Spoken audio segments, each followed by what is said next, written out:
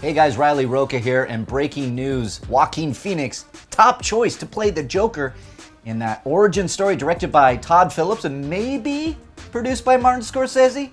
We're gonna break it down.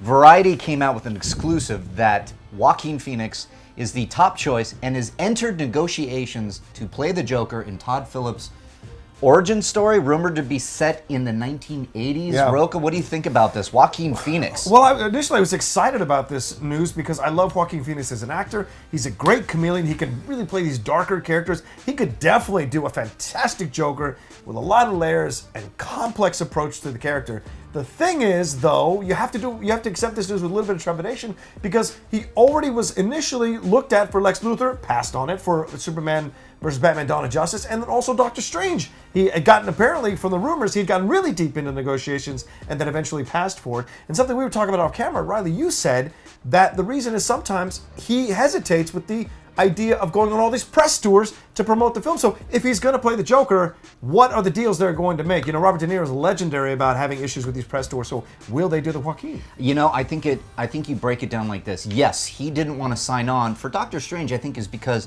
it's a multi-film commitment. You're right, multi-picture. He's going to then show up in the Avengers. He's going to show up in a sequel for Doctor Strange. He's going to show up in another Avengers. So I get that. Plus, you add on the marketing and the press tours with that. I'm going to pose it like this. This is maybe a one-off. This is maybe just a separate DC standalone, not connected to the bigger DCEU. We have Jared Leto. So he's going to take on the role of Joker, maybe produced by Martin Scorsese, which, I mean, come on. Yeah. Would you sign on to a picture for Martin Scorsese, Todd Phillips directed or not? The Hangover director for this? Okay, we'll get into that too.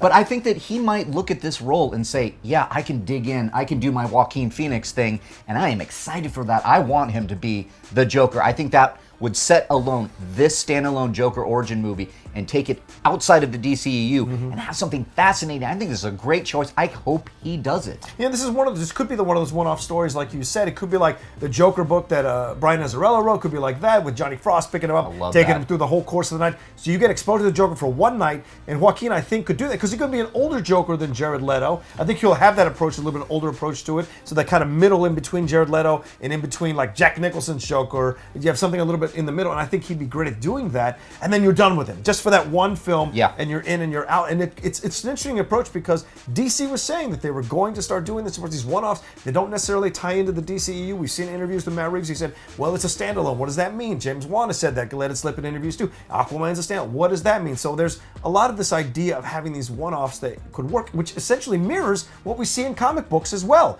We see the main series, but then we see these one-offs. I watched Gotham by Gaslight last night. That's an Elseworlds thing. That's a one-off. Has nothing to do with the main lore. So it may be their approach to this. And this may get people excited about coming back to DC slowly if they take this kind of interesting approach to it. Yeah, I would love a gritty 1980s set Joker movie with Joaquin Phoenix. Yeah, you mentioned he's older though. There was rumors it was going to be an origin story maybe. Just kind of standalone there and a young Joker. But now, no, we have an older looking Joker if you put in Joaquin Phoenix. I love this idea. I love the casting. If he does sign on, yes. Is he going to sign on? That's the question.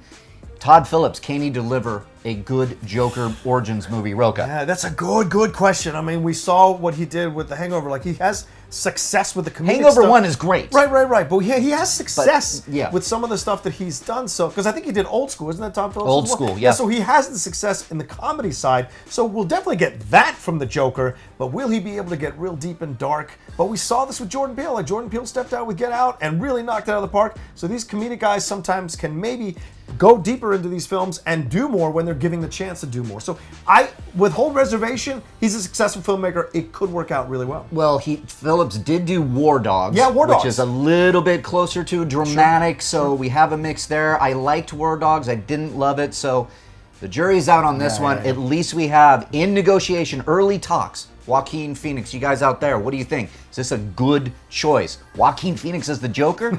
Maybe Martin Scorsese producing? There was no listing of his name in any of these trade reports, so it remains to be seen. But out there, guys, share this video. I want to get the conversation rolling. Did we just find the perfect Joker in Joaquin Phoenix?